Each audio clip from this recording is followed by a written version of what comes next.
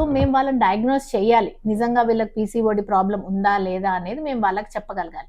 అంతేగాని periods irregular అనగానే పీసీఓడినా అని అనుకోవడం ఎంత మాత్రం కరెక్ట్ కాదు.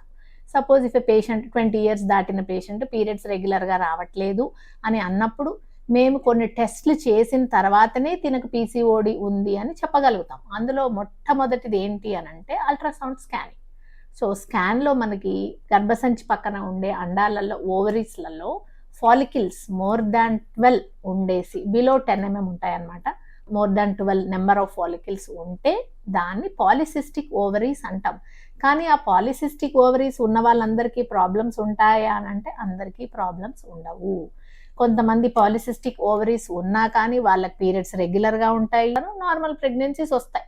So they are PCOD patients but not with any complications.